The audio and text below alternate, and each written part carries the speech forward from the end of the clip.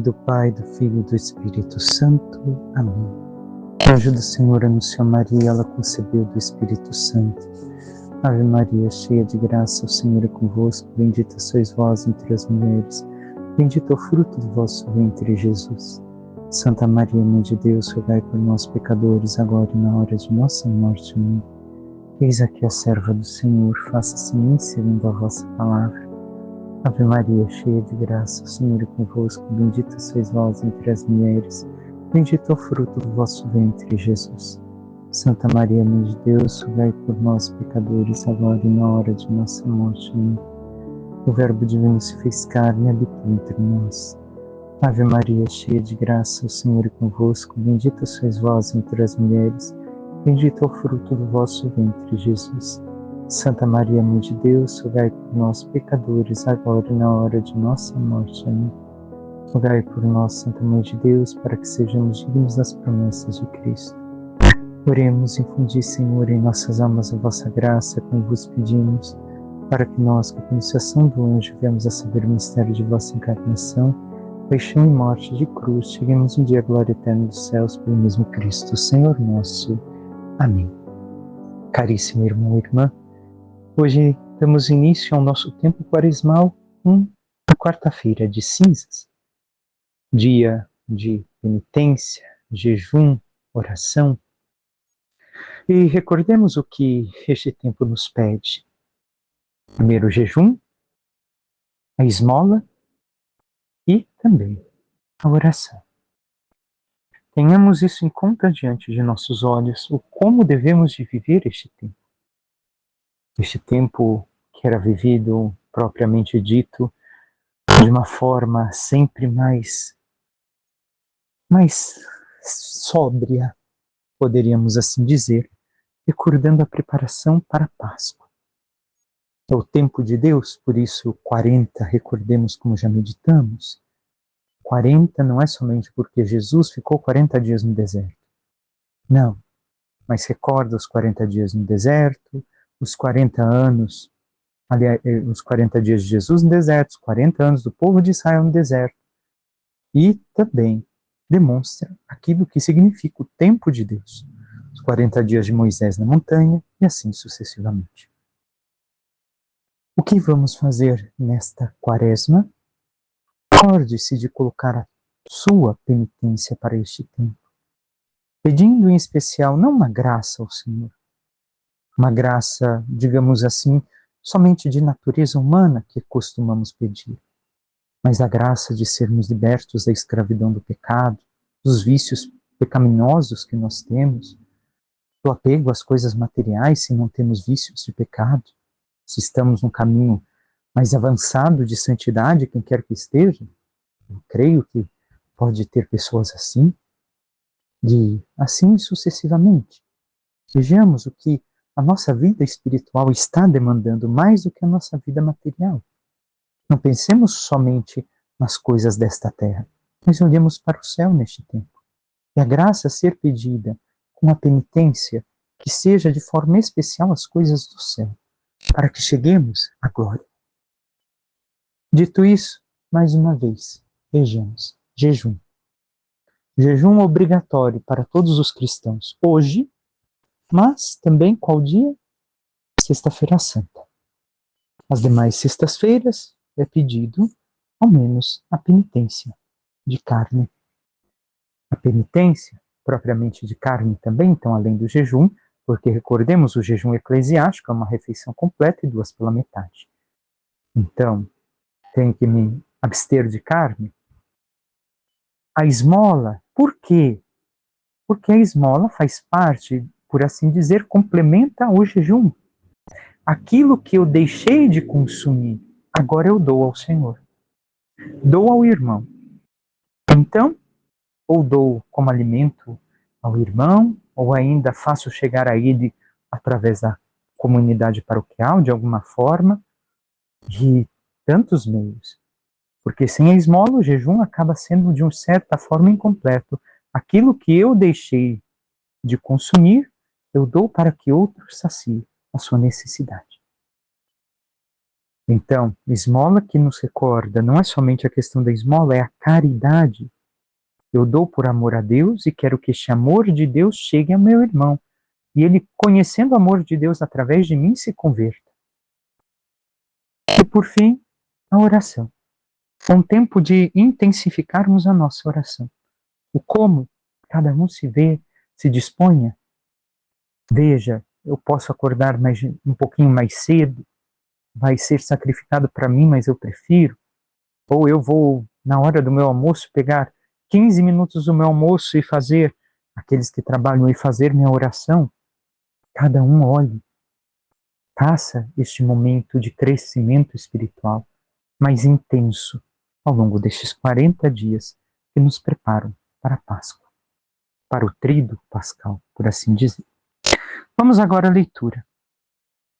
A primeira leitura é tirada do livro de Joel, que nos diz: Agora, diz o Senhor, voltai para mim com todo o vosso coração, com jejuns, lágrimas e gemidos. Rasgai o coração e não as vestes, e voltai para o Senhor vosso Deus. Ele é benigno e compassivo, paciente e cheio de misericórdia, inclinado a perdoar o castigo. Esta primeira frase, porque vemos termina aqui, esta frase é longa, o que nos diz? Vamos entrar no aspecto da profundidade do sentido do que o Senhor nos fala. Então o Senhor nos peça que façamos o quê? Conversão. Como nós dizemos, fazer a conversão com o carro, a mesma coisa. Voltai para mim. Então, dar meia volta, retornar para o Senhor. Mas de que forma? Com todo o coração. Coração na Bíblia não é os sentimentos. Porque, vou repetir isso sempre, porque muitas vezes nós tendemos a retornar aquilo que a palavra significa ainda no nosso tempo. Coração aqui significa com todo o vosso ser. Voltai para mim inteiramente. Ah, eu gosto de estar na presença do Senhor, eu gosto de rezar, tudo bem. Mas e a minha vida? Como está caminhando? Diz o contrário? Então eu não estou voltando de todo o coração. Estou caminhando ainda no pecado? Não estou voltando com todo o coração. E fora o coração, com jejuns, lágrimas e gemidos. Por quê? Jejum como reparação, como forma de uma penitência por eu ter abandonado o Senhor, por eu ter trilhado um caminho distante dele. As lágrimas, porque as lágrimas e gemidos por causa dos pecados. Eu reconheço quão mal eu fiz a minha alma, o quanto eu ofendi a Deus, o quanto também acabei ofendendo o meu irmão. Então vemos que já aqui há uma grande profundidade. E é assim que, ao longo de nossa vida, nós temos nos esforçado em voltar a Deus ou não? Temos consciência que o nosso voltar a Deus passa por isso? Pede o Senhor que rasguemos o coração, ou seja, rasguemos o nosso intelecto, rasguemos o nosso ser, o que somos. Devemos de rasgar aquilo que nos constitui, enquanto a nossa forma de pensar, o nosso raciocínio, a nossa razão. Devemos de rasgar isto e não as vestes, e não algo externo a nós. Eu tenho que rasgar como uma folha que de um documento que eu não posso colocar no lixo. Porque se eu colocar no lixo é perigoso. Então o que eu faço? Eu assinei aquela folha, vou rasgar e jogar fora e assinar uma nova. É isso que o Senhor nos pede. Devemos de nos desfazer para que possamos assumir aquilo que Ele quer. E não somente de uma forma superficial, repito. E daí nos diz o Senhor, por que voltemos a Ele? Ele vai nos condenar, vai nos apontar o dedo? Não, se nós fazemos o percurso desta forma, com verdadeiro e sincero arrependimento, penitência e busca de conversão, Ele será para conosco benigno e compassivo, paciente e cheio de misericórdia, inclinado a nos perdoar. Então, é necessário este caminho também de mudança de nossa parte, para que possamos receber aquilo que o Senhor quer nos dar. Porque caso contrário, não receberemos, não porque Ele não quer, mas porque nós estamos fechados. Continua Joel. Quem sabe se ele se volta para vós e vos perdoa, e deixa atrás de si a bênção, oblação, libação para o Senhor vosso Deus? Então, se ele nos perdoar, porque nós verdadeiramente nos arrependemos e queremos caminhar com ele, o que acontecerá? Nos dará a bênção. É este o caminho para recebermos a bênção do Senhor. Nos arrependermos, mudarmos de vida.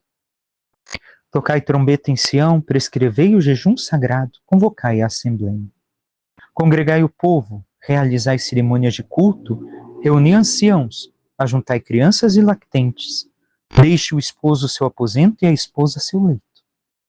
Chorem, postos entre o vestíbulo e o altar, os ministros sagrados do Senhor, e digam: perdoa, Senhor, a teu povo, e não deixes que esta tua herança sofra infâmia, e que as nações a dominem. Porque se haveria de dizer entre os povos: onde está o Deus deles? Então o Senhor encheu-se de zelo por sua terra e perdoou ao seu povo. Vemos aqui que se passa de um ato não somente pessoal, mas também comunitário. Enquanto membros da igreja, todos somos chamados, enquanto membros do corpo místico de Cristo, como um só corpo, a fazermos o mesmo e nos voltarmos ao Senhor. Deixando, como diz, para trás o pecado, e ainda fala, congregai o povo. Então, mais uma vez, devemos de nos reunir neste tempo em especial de oração. Realizar cerimônias de culto, juntando anciãos, crianças e lactentes, aqueles que não pertenciam tanto a estar ali. Deixe o esposo o aposento e a esposa seu leito. Ou seja, não é tempo de viver o descanso nupcial. Porque, recordemos, até mesmo se havia uma guerra, por um tempo, o noivo, o esposo, ficava com a esposa para poder ter o tempo de coabitação e talvez gerar filhos. E aqui o que está dizendo é o quê? Deixe o seu descanso e volte-se ao Senhor e viva este tempo de penitência. Até mesmo os sacerdotes pedem perdão para o povo, para que o Senhor realmente, com o seu zelo, nos perdoe. Mas nós, quantas vezes ao longo de nossa vida fizemos este caminho desta forma? Se não fizemos, se não tínhamos consciência, tempo de fazermos agora. Passemos ao Evangelho. Antes o Salmo. O Salmo nos diz no seu refrão: misericórdia, ó Senhor, pois pecamos. Então, o Salmo recorda, é o Salmo 50, 51, o Salmo de Davi, do pecado de Davi, onde reconhecemos também nós os nossos pecados e pedimos a misericórdia do Senhor. Mas deve de ser algo de coração sincero, não de forma superficial, onde sabemos que realmente ofendemos a Deus e que devemos de mudar, porque nós estamos errados, não o Senhor. O Evangelho de São Mateus nos diz: naquele tempo disse Jesus aos seus discípulos: ficai atentos para não praticar a vossa justiça na frente dos homens, só para serdes vistos por eles. Caso contrário, não recebereis a recompensa do vosso Pai que está nos céus. Por isso, quando deres esmola, não toques a trombeta diante de ti, como fazem os hipócritas, nas sinagogas e nas ruas, para serem elogiados pelos homens. Em verdade vos digo, eles já receberam a sua recompensa. Esta primeira parte, recordemos, Jesus está falando: ficai atentos de não praticar a santidade de cumprir aquilo que Deus pede, que Deus ensina, os mandamentos, diante dos homens, para ser aplaudido por eles, para ser visto e reconhecido. Muitas vezes tem gente que se faz assim. Nós temos este risco. Poxa, ninguém conhece o que eu fiz, o que eu mudei, Não, eu não tenho que esperar isso. Eu tenho que buscar somente a recompensa do Pai que está nos céus, que é o quê? O próprio céu, a sua glória. Não devo de esperar mais. O que Ele me der a mais é lucro. Ele me dando o céu, já me basta. Assim deveríamos de pensar. Mas nossa pequenez humana muitas vezes não nos deixa pensar assim, por causa da nossa tendência ao pecado. E segue dizendo, cuidado para não tocar a trombeta, porque, recordemos, as moedas que eram jogadas no santuário, no templo, e que ao cair faziam um barulho enorme, que estavam caindo ali dentro como o som de uma trombeta. E todos aplaudiam. Nossa, quanto ele dá, quanto ele faz, quanto ela faz. Olha que pessoa generosa. Não. Jesus nos pede que não devemos de fazer isso. A nossa esmola deve de ser em segredo. E continua. Ao contrário, quando deres esmola, que a tua mão esquerda saiba que faz a tua mão direita, de modo que a tua esmola fique oculta, e teu pai, que vê o que está oculto, te dará a recompensa. Então, que uma ação não saiba da outra. Não precisem saber de tuas ações. Faça, realize tuas ações, segundo a vontade do Senhor. E o Senhor te dará recompensa. Segue Jesus, segundo ponto. Quando orardes, não sejais como os hipócritas, não coloqueis máscaras, porque gostam de rezar em pé, nas sinagogas e nas esquinas das praças, para serem vistos pelos homens. Em verdade vos digo, eles já receberam a sua recompensa. Ao contrário, quando tu orares, entra no teu quarto, fecha a tua porta e reza ao teu pai que está oculto. E teu pai que vê o que está escondido te dará recompensa. O que estamos vendo aqui? A oração não é que estavam tão errados assim, era a forma de rezar. Mas, o que faziam? Faziam de uma forma que todos pudessem reconhecer o quanto eles estavam rezando. Todo o povo de Israel tem que parar para rezar no seu horário. Mas eles gostavam de ser reconhecidos e aplaudidos. E não rezavam para ter intimidade com o Pai, mas sim para que vissem que eles não deixavam de rezar e cumpriam com suas obrigações. Nós rezamos de que forma? Para sermos vistos, elogiados, reconhecidos, ou buscando uma maior intimidade com o Senhor? Continuemos. Mais adiante, diz Jesus, quando jejuardes, porque logo depois da oração, ele ensina o Pai Nosso, que hoje nós pulamos. Não é colocado no Evangelho. Quando jejuardes, não fiqueis com o rosto triste como os hipócritas. Eles desfiguram o rosto para que os homens vejam que estão jejuando. Em verdade vos digo, eles já receberam a sua recompensa. Tu, porém, quando jejuares, perfuma a cabeça e lava o teu rosto, para que os homens não vejam que tu estás jejuando, mas somente teu Pai que está oculto. E o teu Pai que vê o que está escondido te dará a recompensa. Então, por último, jejum. Não é motivo de ficar triste, ou de eu ficar mostrando, eu jejuo toda semana, 2 vezes por semana, 1 vez por semana. Eu jejuo mais do que... Eu nem podia jejuar, mas estou jejuando e não afeta. Não, eu não devo de ficar falando.